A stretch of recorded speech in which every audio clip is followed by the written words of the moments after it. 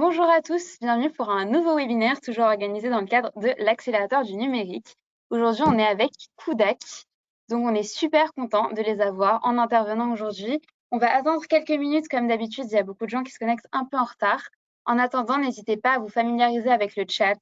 Donc comme toujours, pour ceux qui sont habitués, vous pouvez dérouler le menu à droite avec la petite flèche.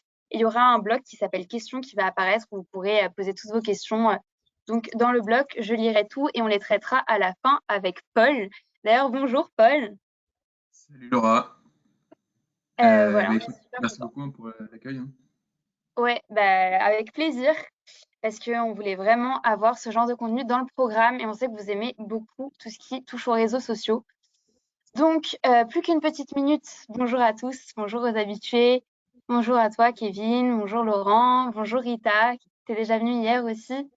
Donc, merci d'être aussi fidèle au programme. Et comme d'habitude, on va encore attendre une minute avant de commencer.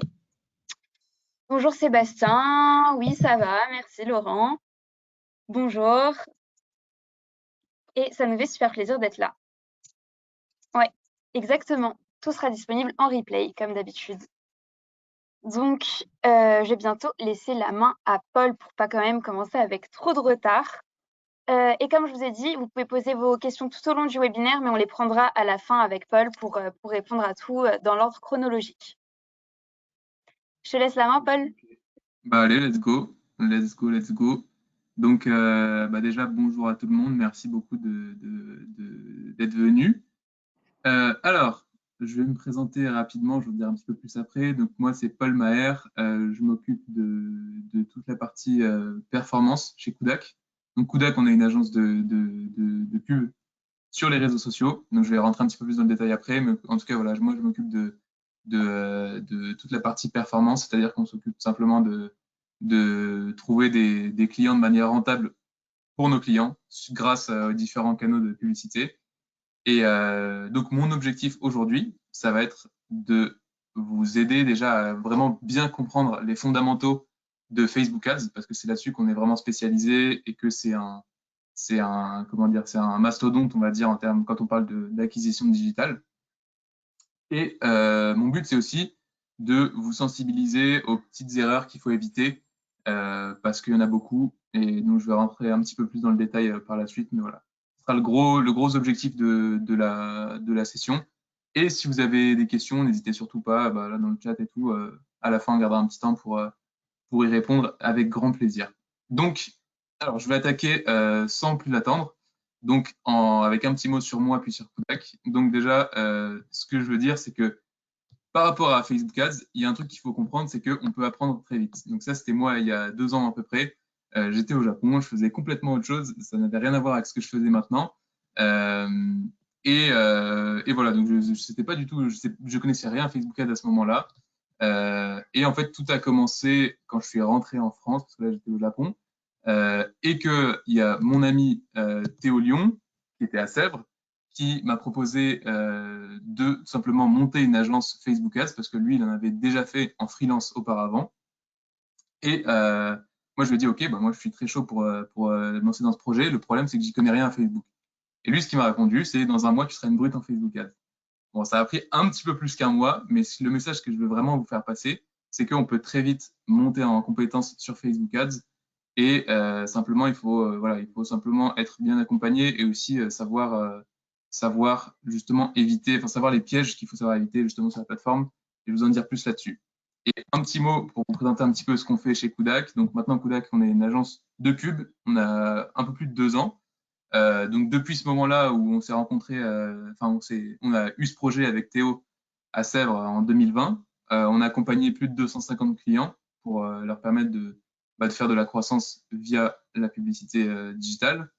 On gère environ 9 millions d'euros de budget publicitaire annuel et on a une équipe maintenant de plus de 25 spécialistes en créa publicitaire. Donc, littéralement, c'est en fait toutes les vidéos, les images que vous pouvez voir sur Instagram, sur Facebook, etc. En fait, on a une équipe qui s'occupe de les produire. On a toute la partie marketing. Donc là, c'est marketing, comment bien communiquer les messages importants à votre audience. Et le media buying, c'est la partie très technique, bien qu'elle ne soit pas compliquée, de comment est-ce qu'on va réussir à bien diffuser nos campagnes selon les bons paramètres, etc. etc. Donc voilà, ça c'est pour l'essentiel. Maintenant, je vais rentrer un peu plus dans le vif du sujet sur Facebook Ads.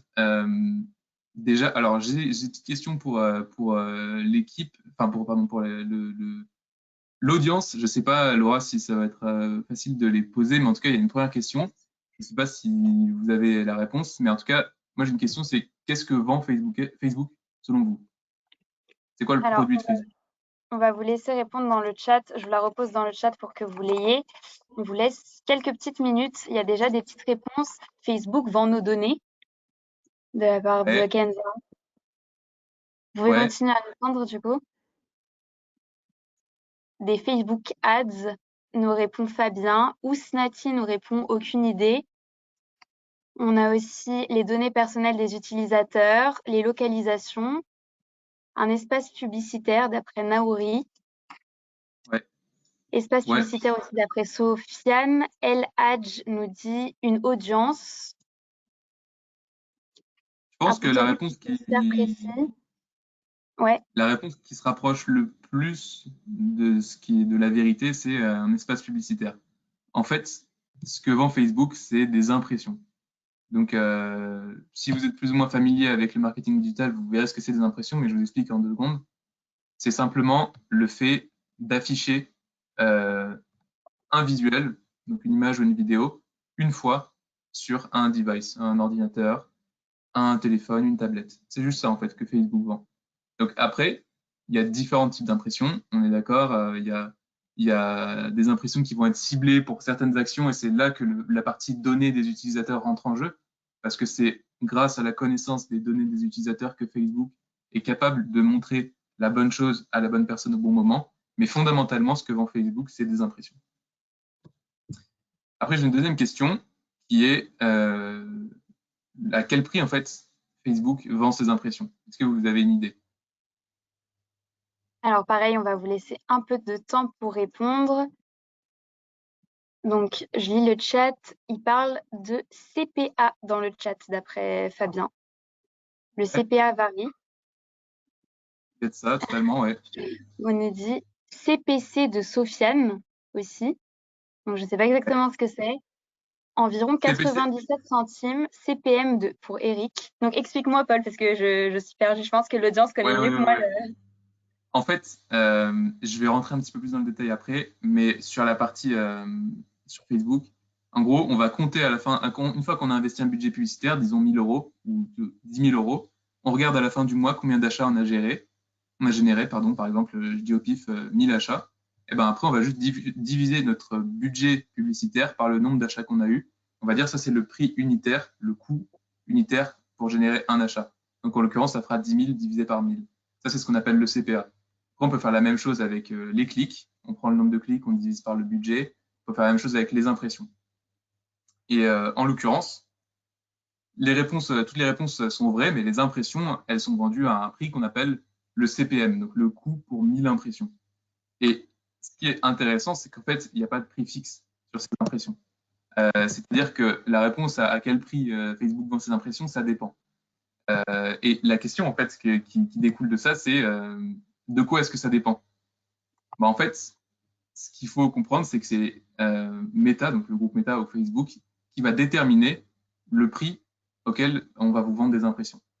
Donc, c'est-à-dire que vous ne pouvez pas dire à Facebook, ouais, je veux 100 000 impressions. Vous pouvez dire, je veux 5 000 euros d'impression. Et en fait, la chose qu'il faut bien prendre en compte sur cette partie impression, c'est que Meta fixe les prix de l'impression à la tête, pas à la tête du client, mais à la tête des contenus du client. C'est-à-dire que c'est vraiment un élément clé, ça va être les contenus que vous poussez, tout ce que vous proposez aux utilisateurs de Facebook qui va déterminer que vous allez payer cher ou pas cher l'impression. Et là, je vais aussi rajouter un truc en plus là-dessus, c'est que, bon, voilà, déjà Facebook, en fonction de si vos contenus sont bons ou pas, ils vont vous appliquer un prix différent. Mais en plus, il faut prendre en compte qu'il y a aussi de la concurrence dans Facebook. C'est-à-dire que vous allez par exemple vouloir mettre en avant des publicités pour, je sais pas, de l'électroménager par exemple, disons un aspirateur. En parallèle, il y a 10, 15, 20, 50 marques qui vendent des aspirateurs qui vont aussi cibler les mêmes personnes, qui vont vouloir la même chose. Et c'est aussi quelque chose qui risque de faire plus ou moins monter le prix de l'impression. Donc voilà, ce qui fait que il y a un truc qu'il faut bien comprendre déjà avec Facebook, c'est que Facebook a un grand pouvoir sur comment vos pubs vont performer parce que c'est eux qui décident combien vous payez. Ça, c'est un truc qui est très important à comprendre. Je vais rentrer encore plus dans le détail après. Euh, mais voilà, en gros, ce qui est important, c'est de savoir qu'il va y avoir un système d'enchères qui va vous mettre en opposition avec vos concurrents. Et votre but, ça va être d'être bon dans ces systèmes, dans ces enchères pour payer moins cher. Maintenant, je vais vous expliquer ce qui est important pour être bon. En fait, Facebook, il faut bien comprendre qu'ils ont un raisonnement très simple. C'est on veut que nos utilisateurs qui sont sur notre plateforme passent un bon moment, qu'ils aient une bonne expérience quand ils sont sur la plateforme. Ça veut dire qu'il faut qu'ils voient des vidéos et des images qui leur plaisent.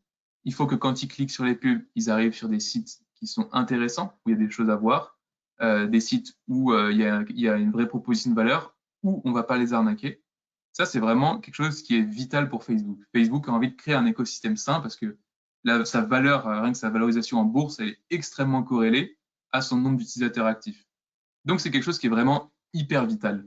Et donc, en fait, ce système de pricing dont je vous ai parlé voilà, comment Facebook a choisi les prix de ses pubs, en fait, c'est fait pour que tout ce qui plaît aux utilisateurs de Facebook soit mis en avant. Ça veut dire quoi? Ça veut dire qu'on va leur appliquer des prix pas chers sur les impressions. Et tout ce qui va à l'encontre de la bonne expérience utilisateur des utilisateurs de Facebook, et ben en fait, Facebook va taper dessus en appliquant des prix très forts qui feront que ce sera très difficile pour vous d'être rentable. Donc, ce qu'il faut prendre en compte, enfin, la leçon à retenir là-dessus, c'est qu'il faut que quand vous pensez à faire de l'acquisition sur Facebook, quand vous pensez vos pubs, quand vous pensez même votre site aussi, parce que Facebook a des moyens de voir ce qui se passe sur votre site, il faut que vous essayiez de faire l'expérience client la plus agréable possible. Et c'est ça qui va payer sur le moyen terme, qui va faire que vous allez avoir des coûts par impression qui seront très bas, qui feront que vous serez beaucoup plus facilement rentable sur cette plateforme-là. Là, j'ai mis un petit listing des critères que Facebook regarde énormément pour définir le prix qui va vous être appliqué. Donc, il y a des choses comme le taux de clic sur les 100 premiers utilisateurs. Très souvent, ce que font les réseaux sociaux, c'est que quand quelqu'un publie un contenu, eh ben, on va le montrer à 100 personnes, on regarde comment ils réagissent. S'ils réagissent mieux que la moyenne, on le montre à 1000 personnes. On regarde si ces 1000 personnes réagissent mieux que la moyenne, etc., etc. Et c'est comme ça qu'il y a des contenus qui deviennent hyper viraux et qui peuvent faire des centaines de milliers de likes parce qu'en fait, systématiquement, quand on les étend, ils continuent à avoir des taux d'interaction qui sont plus importants que la moyenne. Donc ça, c'est un truc qu'il faut vraiment prendre en compte. Il y a aussi le dwell time et le watch time. Donc, c'est simplement le temps que les gens vont passer à regarder tous vos contenus, à regarder vos vidéos. Bon, ça, c'est un truc qui est très important. Euh, et il y a un autre élément aussi qui est très important, c'est est-ce que vous respectez les guidelines et les best practices de Facebook et Instagram. Et il y a aussi le respect du règlement qui rentre là-dedans. Donc, typiquement, tout ce qui va, vous savez, certains d'entre vous savent peut-être que sur Facebook Ads, il y a eu un âge d'or du dropshipping qui n'était pas ouf en termes d'expérience client parce qu'il y il y avait des délais de livraison qui étaient très longs et beaucoup de produits qui n'étaient jamais livrés. Et ça, c'est un petit peu quelque chose qui a beaucoup inspiré Facebook dans ses guidelines aujourd'hui. Euh, donc, c'est super important que vous livriez bien les produits que vous expédiez, que vous fassiez la promotion de produits qui sont autorisés par Facebook, etc., etc. Bref, je ne vais pas m'étendre éternellement là-dessus, mais c'est très important. Après, Facebook, quand vous faites de la pub sur Facebook, vous mettez aussi un petit bout de code sur votre site qui s'appelle un pixel, qui fait que Facebook va pouvoir traquer ce que ses utilisateurs font sur votre site. Et c'est important que vos utilisateurs ils aient une expérience correcte sur le site web. Donc, j'ai explicité un petit peu ça. Je veux dire quoi par expérience correcte? C'est que si en fait quelqu'un clique sur une pub et arrive sur un site web et dans les 2 minutes, dans les 2 secondes, la personne elle repart direct parce qu'il y a une page d'erreur, parce que le site n'est pas du tout conforme à la promesse de la pub, etc., etc. C'est interprété par Facebook comme vous proposez une expérience qui n'est pas intéressante pour ses utilisateurs, donc vous allez être pénalisé. Donc ça, c'est un truc qui est super important. Et on a encore d'autres. Il y a aussi le Customer Feedback Score. En fait, Facebook fait des petites enquêtes. Par exemple, quand il détecte que quelqu'un a acheté sur votre site, Il va dire, ouais, vous avez récemment acheté auprès de machin. Qu'est-ce que vous avez pensé de votre expérience? S'il y a beaucoup de réponses négatives, ça peut aussi impacter votre scoring. Bref, en fait, ça sert à rien d'essayer de respecter scrupuleusement chacun des points. La seule chose à retenir, c'est que vous devez faire en sorte que vos utilisateurs et vos futurs clients aient la meilleure expérience possible et ce sera forcément bénéfique sur votre acquisition sur Facebook. C'est ça le gros truc à retenir. Donc voilà pour cette partie. Maintenant, je voudrais enchaîner sur quelque chose d'un petit peu plus,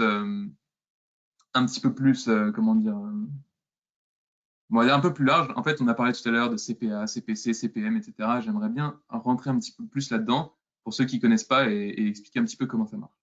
Donc là, on a parlé des impressions. En fait, c'est ça le truc de base que vend Facebook, c'est des impressions. Mais la question qui est intéressante, c'est qu'est-ce qui se passe après l'impression?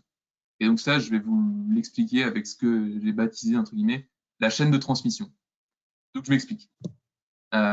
Premièrement, vous commencez, vous avez des euros dans votre poche. Ça, c'est votre budget marketing.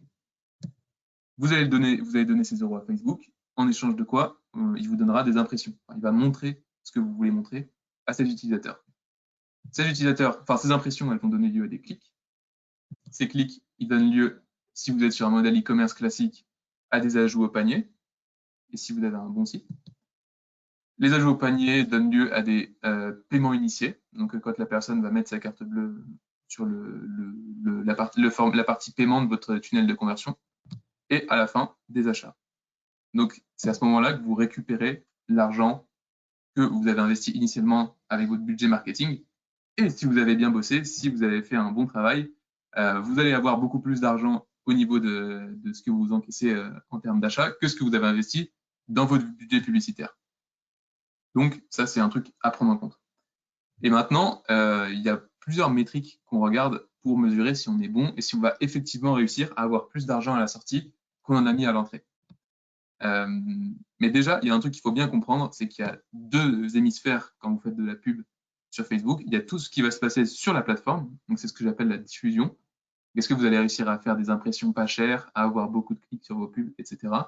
Et après, il y a la deuxième partie qui est la partie conversion. Où là, ça va beaucoup moins dépendre de Facebook et beaucoup plus dépendre de votre site web et de la qualité de votre site web. C'est pour ça que c'est super important que vous compreniez bien que si vous voulez de la performance la performance publicitaire, il faut certes être bon sur la partie technique de Facebook, donc tout ce qui va toucher à la diffusion, et il faut aussi avoir une vision de ce qu'on appelle la CRO. Donc CRO, c'est optimisation du conversion rate, du taux de conversion. Le taux de conversion, c'est le nombre de personnes sur le nombre de visiteurs qui arrivent, combien achètent à la fin. Donc il faut que ce soit un truc auquel vous soyez extrêmement sensible, parce que c'est vraiment déterminant dans le retour sur investissement que vous allez toucher à la fin. Et en fait, là, je vais vous présenter assez succinctement les différentes métriques qu'on suit pour savoir si on fait du bon travail, si on est performant ou pas sur cette chaîne de transmission. Est-ce qu'on est efficace? Est-ce qu'on arrive à efficacement convertir les impressions en clics, etc., etc. Donc là-dessus, il y a le CPM dont je vous ai parlé. Donc CPM, c'est coût pour 1000 impressions. Donc plus il est élevé, plus vous vous faites tabasser en fait par Facebook. Inversement, plus il est bas, plus Facebook aime vos contenus, vous valide et vous favorise. Ensuite, il y a le CTR, donc le click-through rate, c'est le taux de clics, de clics qui vont avoir lieu sur vos pubs par rapport à toutes les fois où il y a eu des impressions. Après, il y a le pourcentage d'add to cart, donc c'est sur tous les clics que vous avez sur votre site, des clics qui vont rediriger vers votre site, combien donnent lieu à des ajouts au panier. Ensuite, les ajouts au panier, combien donnent lieu à des paiements initiés, et les paiements initiés, combien donnent lieu à des achats. Donc ça, c'est les métriques qui vont vous permettre de surveiller que vous avez une transition saine d'une étape à la suivante. Et après, il y a d'autres métriques dont on a parlé plus tôt, qui, elles, vont mesurer si vous avez une bonne efficacité de la première, à une étape donnée du tunnel de conversion. Et là, ça va être d'autres métriques. Par exemple, il y a le CPC, le coût par clic. Le coût par clic, il va dépendre aussi bien de votre coût pour 1000 impressions que de votre CTR. C'est-à-dire qu'en fait, les impressions, on va transformer les euros en impressions, on va transformer les impressions en clics, et après, on va faire le ratio, OK, tous mes clics par rapport aux euros que j'avais investis à la base, où est-ce que j'en suis? Est-ce que je suis cher? Est-ce que je suis pas cher? Etc. Pareil, coût par add to cart, on prend tous les ajouts au panier, on va diviser notre budget par le nombre d'ajouts au panier. Ça nous donne notre coût par add to cart, etc. etc. Et il y a aussi le CR ici, donc là, coût par initial checkout, coût par achat. Le CR, c'est le conversion rate, et donc ça, c'est simplement le nombre de personnes qui arrivent sur votre site, enfin, pardon, le nombre de personnes qui achètent divisé par le nombre de personnes qui arrivent sur votre site. Bref, j'espère que j'ai perdu personne là, parce que il y a beaucoup, beaucoup de métriques différentes, mais au moins c'est important que vous ayez en tête justement ces métriques-là qui vont vous permettre de surveiller que vous faites bien vous faites bien du bon travail. Parce que si vous surveillez pas ces métriques, si vous regardez juste ah oui j'ai dépensé tant d'euros et j'ai eu tant d'achats, si vous regardez juste le début et la fin, vous allez rien comprendre de ce qui se passe sur Facebook Ads. Et si vous comprenez pas ce qui se passe, notamment quand vous avez des mauvaises perfs, vous avez extrêmement peu de chances de les améliorer. C'est pour ça que j'insiste sur le fait de comprendre ces métriques intermédiaires et de comprendre la transmission du budget initial au volume de vente total à la fin. Donc il y a une question qui revient très souvent, à laquelle j'aime pas trop répondre, parce que ça peut être un peu trompeur. C'est en fait très généralement on va me demander ok, c'est quoi les chiffres normaux qu'il faut avoir sur chacune des métriques. Et en fait ça me gêne de répondre à cette question parce que c'est ultra variable d'un business à l'autre. Nous, bah, chez Kudak, on a vu passer plus de 200 business et vraiment à chaque fois on a des chiffres très différents. Et même avec des chiffres très différents, il y a toujours des business qui vont bien s'en sortir et d'autres qui vont mal s'en sortir. Bref, malgré tout, une fois que j'ai fait cette petite intro où je vous explique à quel point il faut prendre ces chiffres avec des pincettes, je vais quand même vous donner quelques références à avoir en tête pour vous positionner un minimum et savoir si les chiffres sont plus ou moins corrects ou si ça déconne complètement. Donc voilà, sur ces chiffres, j'ai pas pu avoir de chiffres sur tout, mais par exemple sur le CPM, bon, c'est hyper variable, mais par exemple, si vous êtes entre 2 et 7, 8 euros, vous êtes à peu près dans la norme. Par contre, si vous êtes sur du 10 euros, 15 euros, etc., là, il y a un truc qui déconne et il faut comprendre que Facebook a sévèrement envie de vous pénaliser. Sur le taux de clic, j'ai mis entre 0,5 et 1,5%, ça varie énormément d'une industrie à l'autre. Par exemple, sur du bijou, on a des taux de clic très bas en général. Alors que sur des contenus beaucoup plus viraux, par exemple sur tout ce qui va toucher à la food, on peut avoir des taux de clic qui sont même beaucoup plus hauts que 1,5%, on peut avoir du 2-3%, même plus. Pour le coût par clic, bon, du coup, c'est un petit peu le fruit des deux métriques en dessous. On est souvent entre 0,3 et 1%, et 1 euro, pardon. Et, oula, excusez-moi, petit problème. Je reviens sur ma slide. Hop. Sur le taux d'ajout au panier, il faut compter entre 4 et 10%. Et sur le taux de conversion, à 1%, c'est vraiment pas top. À 4%, vous êtes très bien. Donc voilà un petit peu pour les chiffres. Et le CPA, il n'y a absolument pas de référence parce que ça dépend énormément de votre panier moyen et de la marge que vous faites sur votre produit. Donc voilà.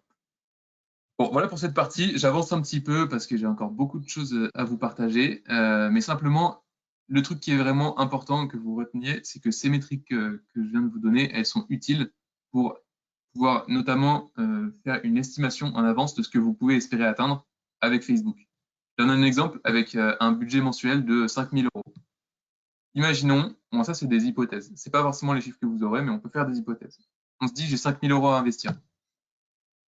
On imagine que je vais avoir un CPM à 2,50 €, un taux de clic à 1 euro, un taux d'ajout au panier à 8% et un taux d'ajout au panier, de transformation d'ajout au panier vers l'achat à 10%.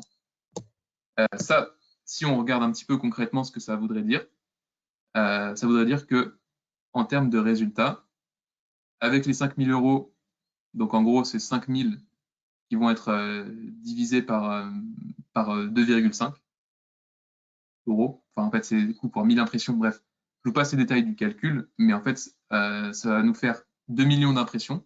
Donc, avec 5 000 euros et un CPM à 2,50 €, on peut faire 2 millions d'impressions. Sur ces 2 millions d'impressions, on va avoir 1% de clics. Donc, ça veut dire 20 000 clics qui vont convertir à 8% vers de l'ajout au panier, donc 1600 ajouts au panier. Et ça va convertir à 10% sur des achats. Et donc, ça veut dire qu'on aura 160 achats. Ensuite, on divise notre budget de 5 000 € par 160 achats. Et on se dit, OK, bah, ça me fait un coût par achat à 31,25 €. Et après, la question qu'il faut se poser. Donc, déjà, première chose, je le rappelle, c'est très important. Toute la partie de gauche, là, tout ça, c'est des hypothèses. Et ça peut vraiment varier très, très fort d'un business à l'autre. Donc, ça, il faut savoir que ce n'est pas du tout des absolus, c'est des hypothèses. Mais simplement, une fois que vous avez fixé des hypothèses qui sont adaptées à votre business, vous pouvez faire des tests. Si vous ne savez pas quelle hypothèse prendre, vous pouvez faire des tests avec des petits budgets pour voir à peu près où vous vous situez. Mais ce qui est important, c'est de vous dire, OK, ça veut dire que je peux théoriquement aboutir à un coût par achat de 31,25 €. Et là, ce qui est super important après ça, c'est de se dire, est-ce que j'ai la possibilité d'absorber 31,25 € de coût unitaire pour de la publicité? Et là, c'est là que la notion de marge rentre en compte. Si par exemple, j'en sais rien, vous vendez un produit à 100 € et que là-dessus, vous faites en moyenne 50 € de marge, bon, dans ce cas, vous pouvez vous permettre de payer ce coût par achat à 31 €. Si par contre, vous faites que 5 € de marge, ça va être très compliqué d'absorber ces coûts-là. Donc, il va falloir, là, ça devient des cas plus compliqués où on sait que ça va être beaucoup moins facile de générer du ROI via la pub sur Facebook. Bon, après, ça peut toujours se discuter, il y a plein de cas particuliers, il y a souvent plein de choses qu'on peut faire, mais c'est super important d'avoir au moins cette vision, cette approche-là dès le départ pour savoir à peu près où est-ce qu'on va atterrir et est-ce qu'on peut espérer obtenir de la pub sur Facebook. Et maintenant, je passe à un autre élément, donc ça c'est sur la partie très chiffrée. Maintenant, il y a un autre élément aussi qui est super important quand on est sur Facebook Ads, c'est que là, j'ai parlé énormément de chiffres, et le risque, quand on est ultra focus sur les chiffres, c'est d'oublier totalement la dimension marketing. Et ça, c'est un truc qui est super important. Il ne faut pas que vous oubliez que vous faites du marketing. Et le marketing, c'est un truc qui repose essentiellement sur l'empathie, selon moi en tout cas. Donc le marketing, c'est avant tout comprendre et écouter son marché. Et l'erreur classique, c'est de voir Facebook comme un problème isolé, un problème technique à craquer, sans comprendre que c'est vraiment Facebook, c'est juste un trait d'union entre votre boîte et le marché. Donc là-dessus, il y a plusieurs choses que je voudrais vous partager. Déjà, une chose, c'est que ça, le graphe que vous avez sous les yeux, c'est le volume de vente que fait l'un de nos clients. Et c'est quasiment le même schéma tous les mois. Donc là, vous voyez quoi? En fait, ce qui se passe, c'est que on le voit beaucoup quand on fait des calculs cumulés. En fait, c'est un client qui a une très forte saisonnalité sur la première semaine du mois. Donc là, vous voyez, on a systématiquement un pic le 5 du mois. Donc là, à ce moment-là, on a un marché qui est très, très réceptif à notre produit sur la première moitié du mois. Et sur la deuxième quinzaine, par contre, c'est beaucoup, beaucoup, beaucoup plus calme.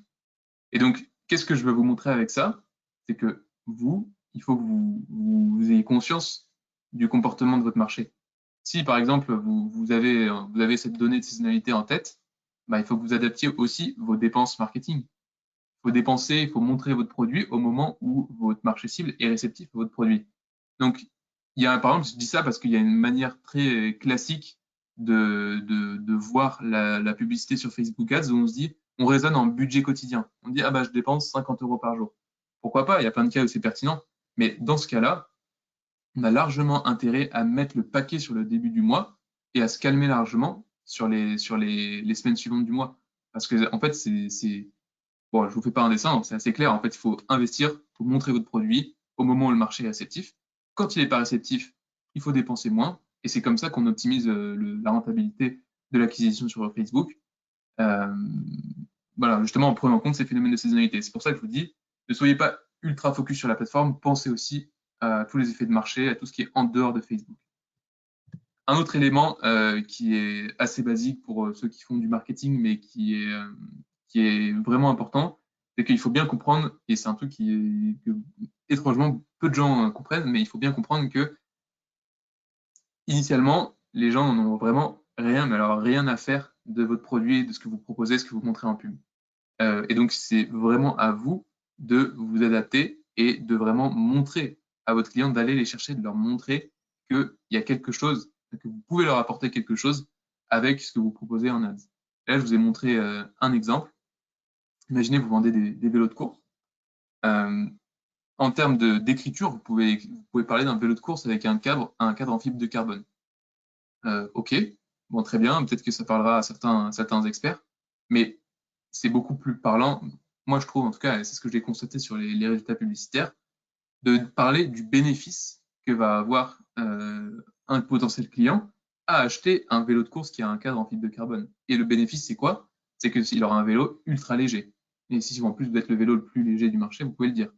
Mais ce qu'il faut bien comprendre, c'est qu'il faut toujours privilégier le bénéfice que votre produit va apporter à ses utilisateurs finaux plutôt que de simplement décrire votre produit. Parce on a toujours cette tendance à, voilà, surtout quand on a bossé énormément sur un produit, à se dire mon produit est vraiment top, ses features, enfin, ses fonctionnalités sont incroyables. Mais pensez plus aux avantages, aux bénéfices que vont en tirer vos potentiels clients, que ce soit le gain de temps, éliminer une frustration. Bref, il y a énormément de choses à dire là-dessus. Mais pensez à ça, gardez ça en tête, c'est super important pour avoir des bonnes pertes sur Facebook. Maintenant, il y a un truc que je trouve très très important à dire, c'est que il faut savoir prendre du recul sur Facebook. Je crois que vous avez commencé à le comprendre à travers les différentes choses que j'ai dit.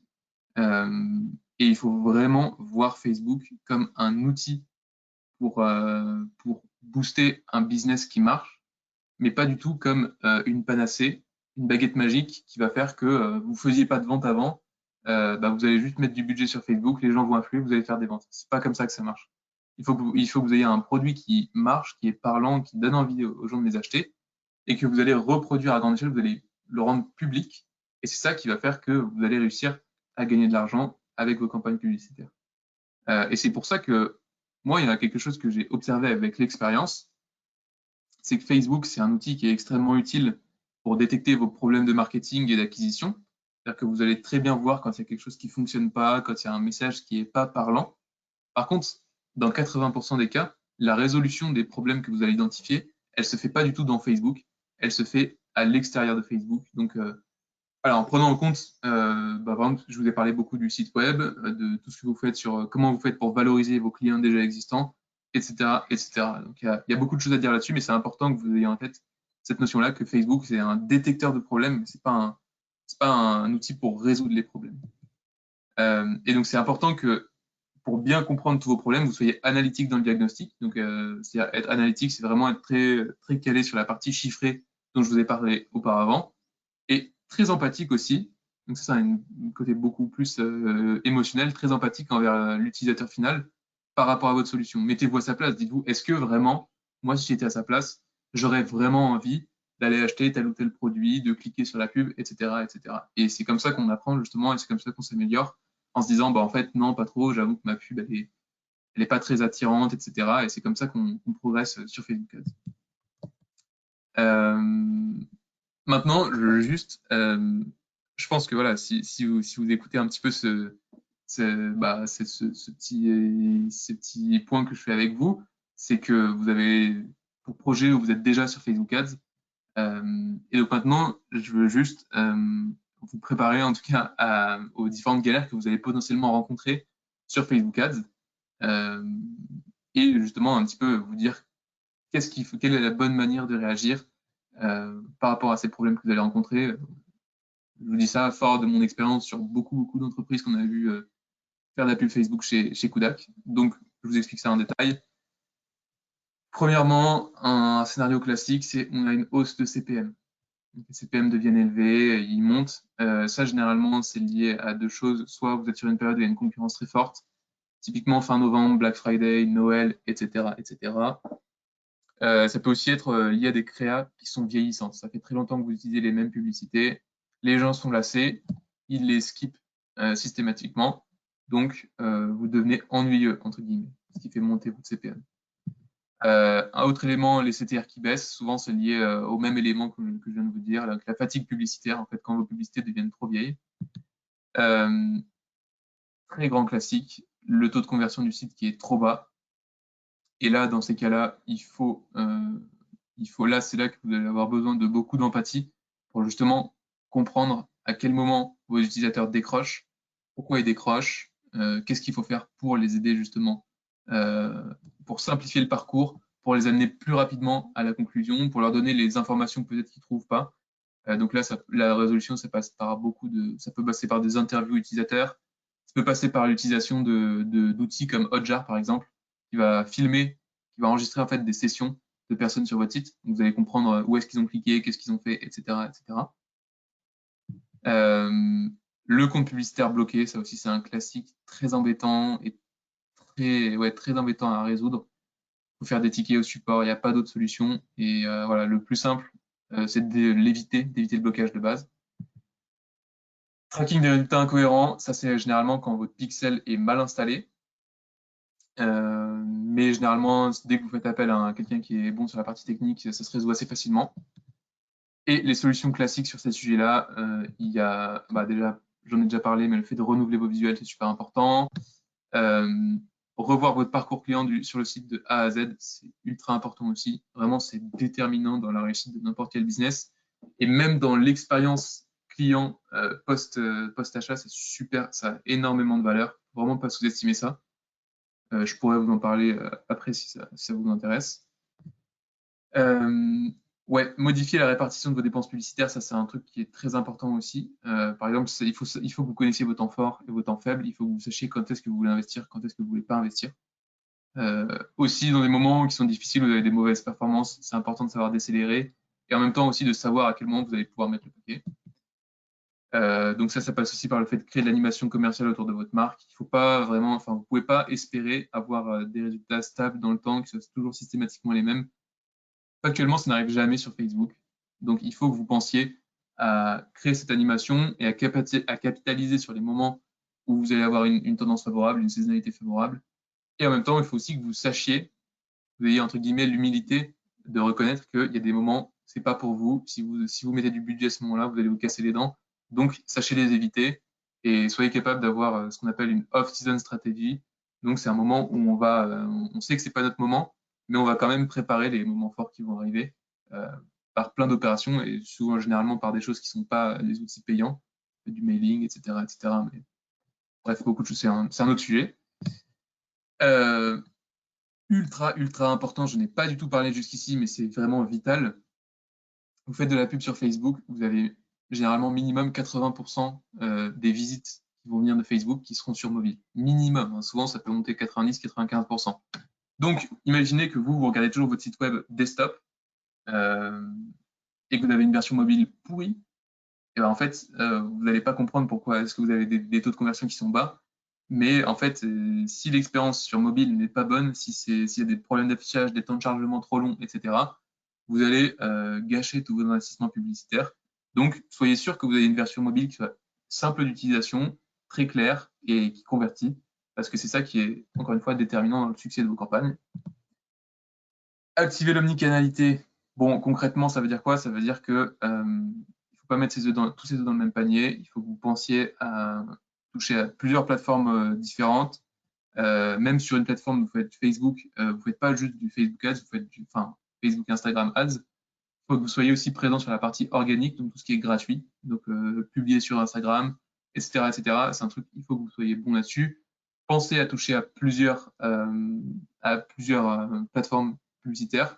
Pensez à Pinterest, Snapchat, TikTok, Google, etc., etc. Et pensez aussi à toutes les manières plus ou moins créatives de toucher votre audience qui ne repose pas forcément sur des canaux digitaux classiques. Mais voilà, ça c'est encore un vaste sujet. Et dernier point qui est parfois un peu douloureux, mais bon, on va pas se mentir, c'est un truc qui est quand même qui fait la différence, c'est être prêt à investir. C'est pas parce que c'est du digital, que c'est pas matériel ou quoi, que il faut pas, on n'a pas besoin d'investir pour avoir des bons résultats. Euh, Moi, ce que je vois souvent chez beaucoup de personnes qui veulent faire de la pub sur Facebook, c'est on attend des résultats de fou, mais on n'est pas prêt à mettre les moyens dessus. Malheureusement, c'est peut-être qu'il y a une époque où ça pouvait se passer comme ça. Maintenant, c'est plus mature et il faut être prêt à investir si on veut avoir des résultats sur ce canal d'acquisition. Donc, très rapidement, ce que j'aimerais que vous reteniez de ce petit point, c'est déjà essayer de comprendre bien les maths qui se cachent derrière Facebook Ads.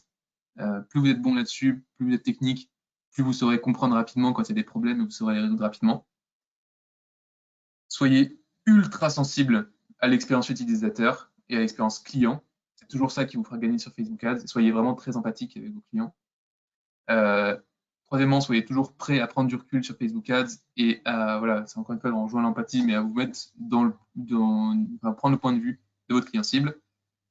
Ne vous lancez pas dans Facebook Ads si vous n'avez pas de product market fit, donc si vous n'avez pas déjà des clients et des gens qui ont montré vraiment un signe d'intérêt fort pour votre produit, et soyez prêt à investir. Et cinquièmement, ça j'en ai pas parlé avant, mais c'est un truc que j'observe, c'est que vous pouvez manger toutes les formations de la Terre sur Facebook Ads, vous pouvez recevoir tous les conseils de n'importe qui sur Facebook Ads, mais vous deviendrez jamais vraiment bon sur Facebook Ads autrement qu'en pratiquant.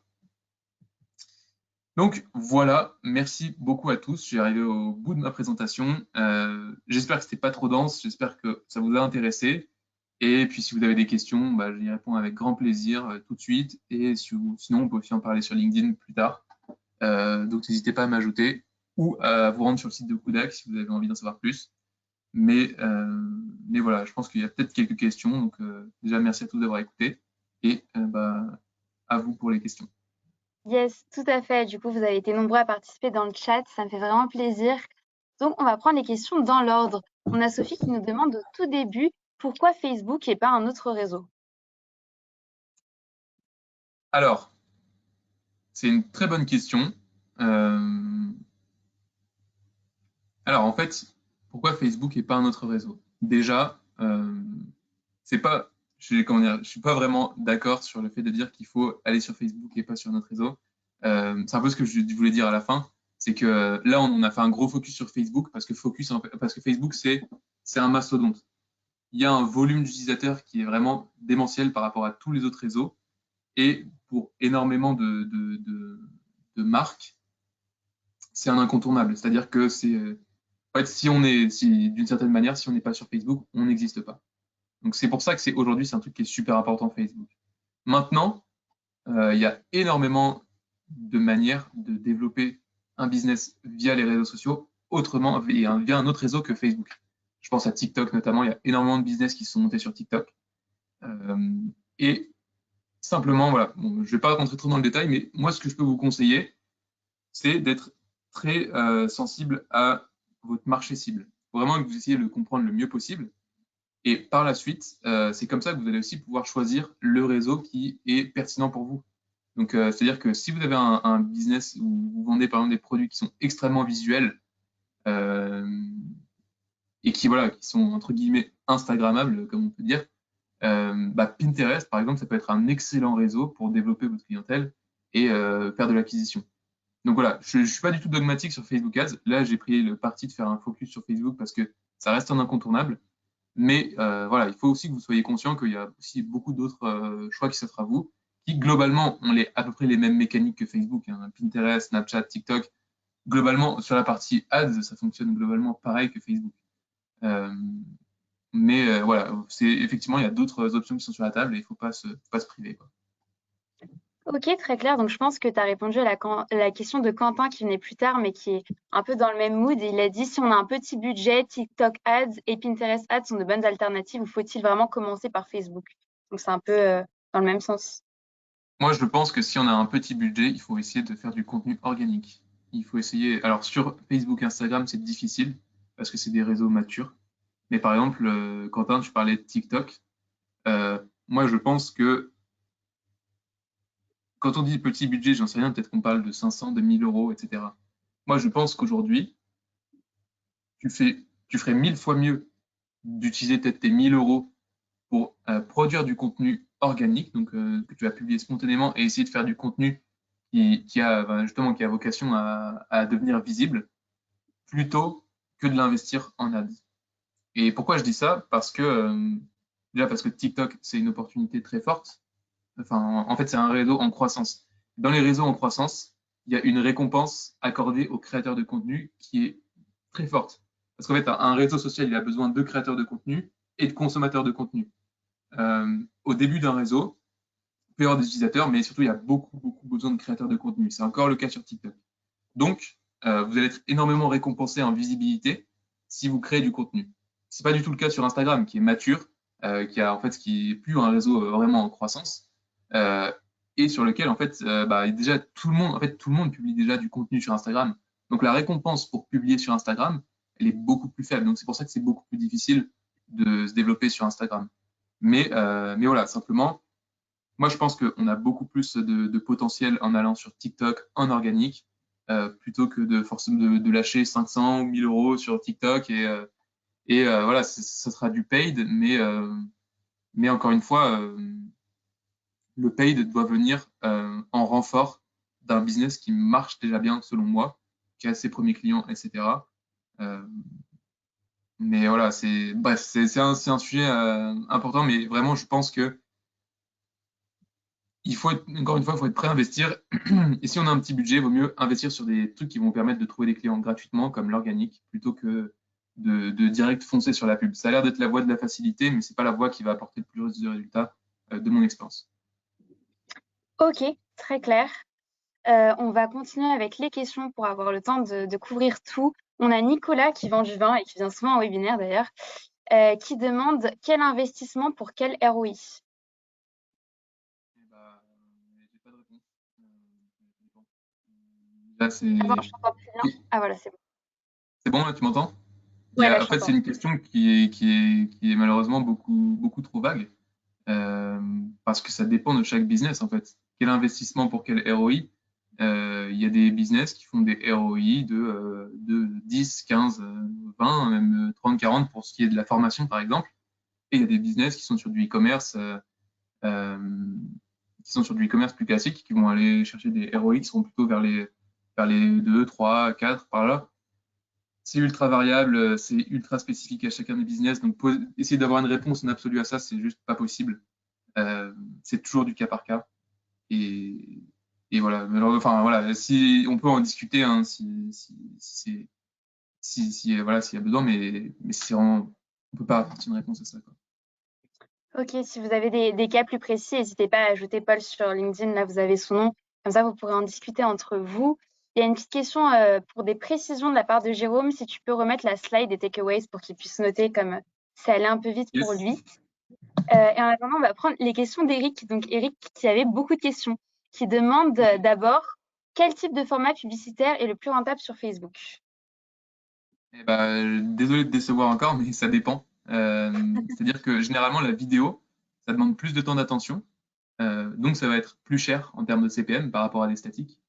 Euh, mais euh, mais voilà, et donc c'est plus cher, mais parfois ça performe mieux. Et c'est pas du tout une règle. Pareil, enfin voilà, inversement, les images statiques, généralement c'est moins cher, mais c'est aussi moins impactant.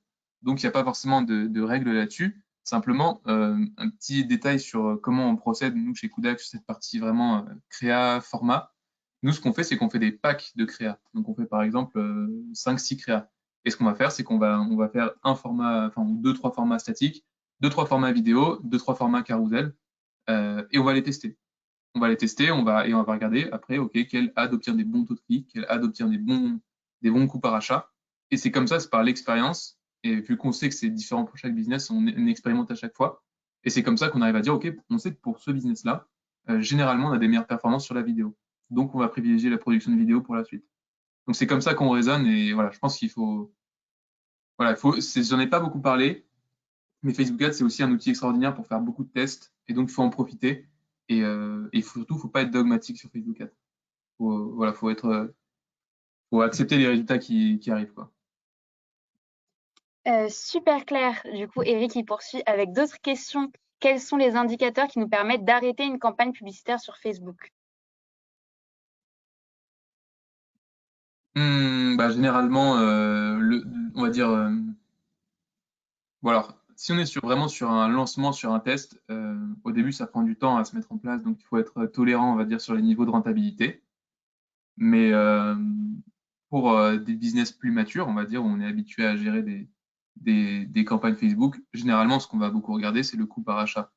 Et en fait, on va calculer notre coût par achat break-even, c'est-à-dire celui à partir duquel on ne gagne pas d'argent et on n'en perd pas, et on essaie de ne pas passer en dessous. Donc, par exemple, je prends un exemple tout bête, comme j'ai déjà fait avant. Imaginons nos produits coûtent 100 euros, on marge à 40%, et on se dit, bon, voilà, disons, je veux au moins minimum garder 5-10 euros par vente dans la poche. Donc, on se dit, OK, mon coût par achat maximum, c'est 30 euros. Et on se dit, bah, écoute, si je dépasse ce coût par achat à 30 euros, je coupe. Bon, généralement, on fait pas ça, on baisse le budget, mais on réduit la voilure, quoi. Et ça m'amène à un point dont je n'ai pas parlé, mais qui est très important sur Facebook Ads. Il faut bien prendre en compte que le volume et la rentabilité, c'est deux éléments qui vont toujours main dans la main. Et si vous oubliez l'un, que vous regardez que, enfin, vous oubliez l'un et que vous regardez que l'autre, ça va forcément vous amener à prendre des mauvaises décisions. Il faut toujours que vous regardiez à la fois le volume que vous faites et la rentabilité que vous obtenez. Je vous donne des exemples très concrets. Parfois, vous pouvez voir des gens qui disent, ah ouais, j'ai des ROS incroyables, j'ai des ROS de 300 sur Facebook, etc., etc. Oui, mais est-ce que c'est fait sur 1 euro d'investissement, 2 euros d'investissement parce qu'il y a un hasard statistique qui fait que vous avez eu une vente qui fait que vous avez un ROS de 300, quoi.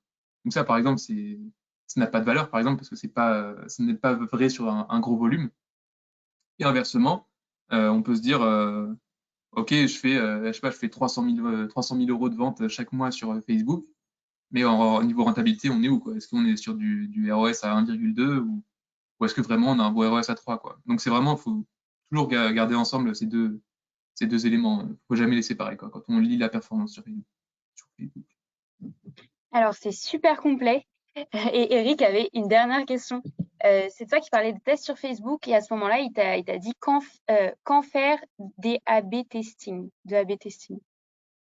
Euh, L'A/B testing, honnêtement, on s'en. Alors, juste pour que ce soit clair pour tout le monde, l'A/B testing, c'est quand on montre un élément A à une population A et on montre un élément B à une population B.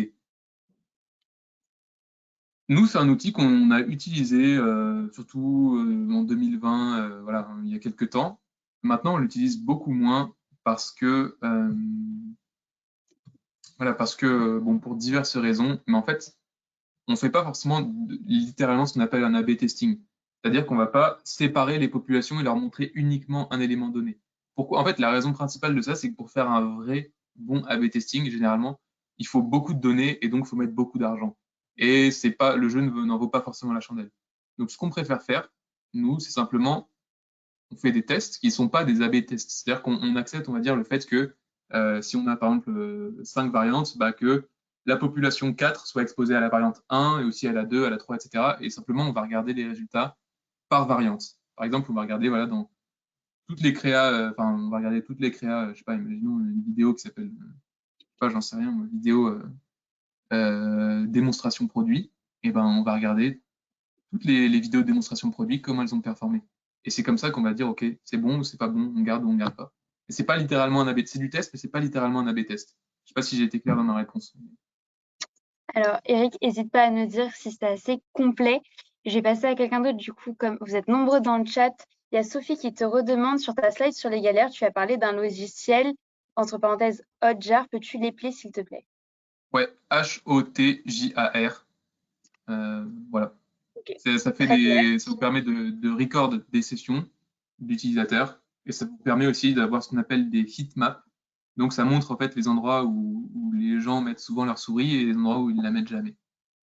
Donc voilà. Ok, très intéressant. Et c'est sur tous les ordis? C'est une question de ma part. C'est pas un peu intrusif de voir où est-ce que les gens posent leur souris? C'est-à-dire c'est sur tous les ordi. Bah, ça veut dire si on n'accepte pas les cookies, si on essaye de garder sa vie privée. Bonne question. Je ne saurais pas te répondre précisément. Je pense que oui. Ok. Je pense C'est fou. que tu aies activé ou pas les cookies, ça peut être vu. Après, c'est anonyme, tu vois. Tu peux pas dire, Ah OK, ouais, c'est ok. machin qui a fait ceci ou cela.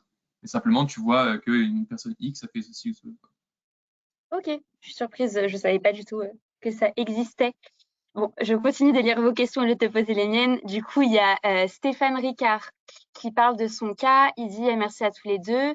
Sa landing page de promotion a fait 20 000 vues, 500 clics et une seule conversion. Lol, je suppose que le problème vient de sa landing page et pas du processus Facebook Ads.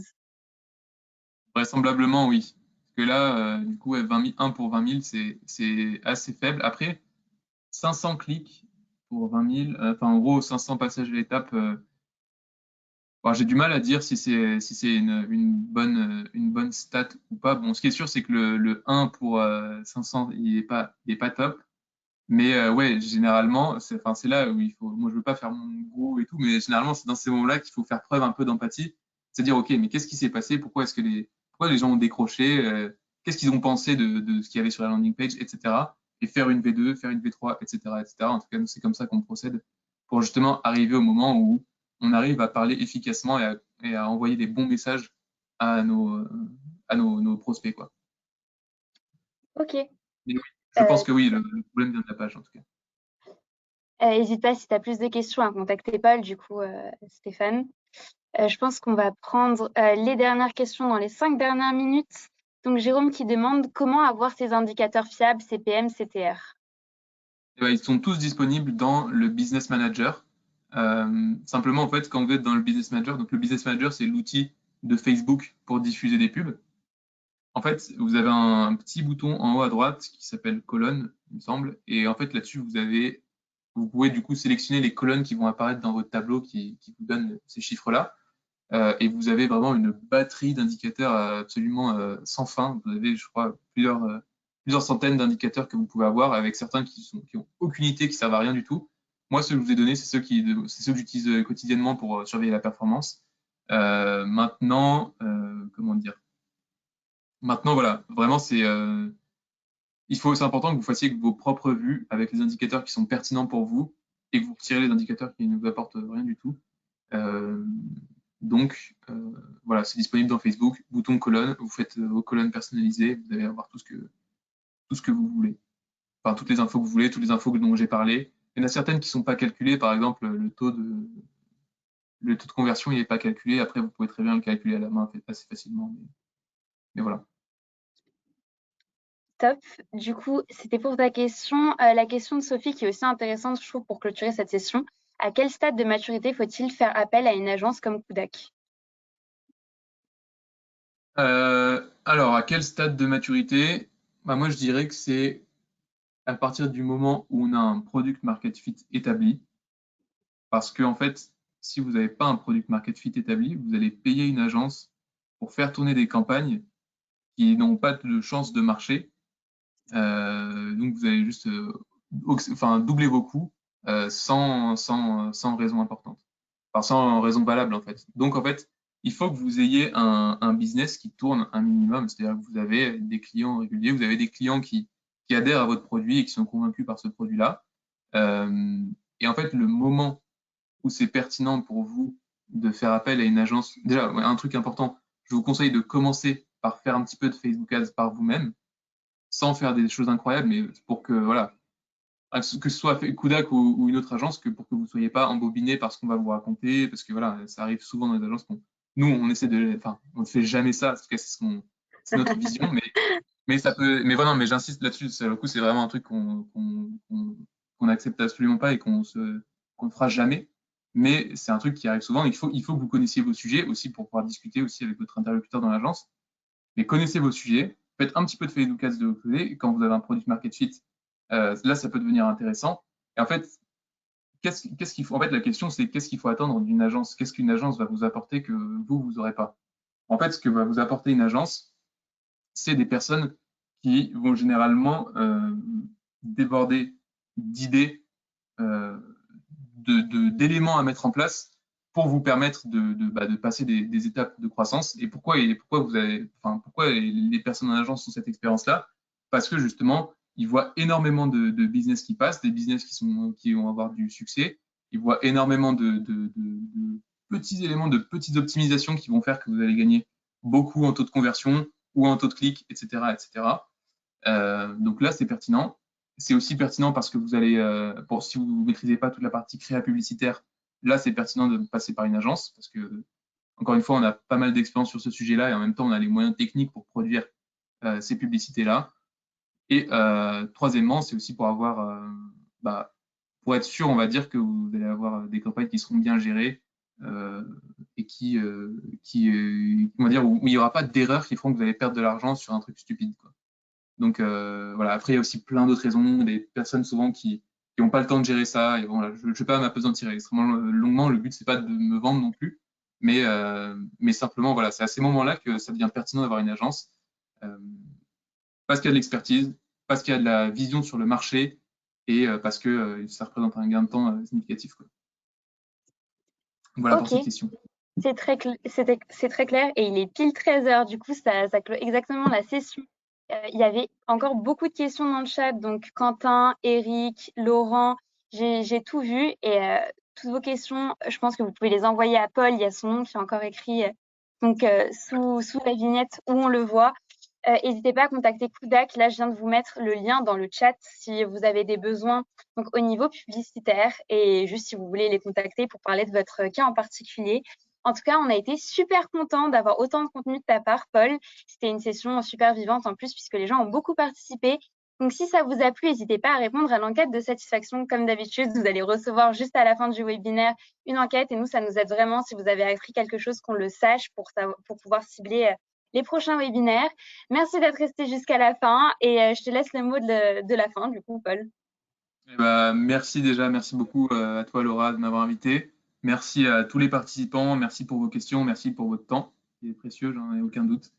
Et puis, eh ben, écoutez, si les sujets vous intéressent, sachez que Kudak, à défaut de bosser avec nous, euh, il y a énormément de contenus qu'on produit qui peuvent, qui peuvent être importants pour vous. Il y a beaucoup de choses sur YouTube, même sur TikTok, etc., etc. Donc voilà, n'hésitez pas à nous chercher sur les réseaux. On essaie vraiment de diffuser beaucoup de choses intéressantes. Et puis voilà, donc n'hésitez pas aussi à vous rendre sur notre site si vous avez envie de vous renseigner sur ce qu'on fait. Vous pouvez aussi m'ajouter sur LinkedIn si vous voulez discuter de tel ou tel sujet. Donc voilà, n'hésitez pas. Merci à tous. Et puis sur ce, je vous souhaite un bon appétit et beaucoup de succès dans votre business. Oui, n'hésitez pas vraiment sur LinkedIn, je trouve ça top tout ce qu'ils font. J'ai l'impression d'être une brute en Facebook Ads, moi aussi. À bientôt, Paul. Au revoir Allez, salut et bon Laura. Au appétit. revoir tout le monde. Salut.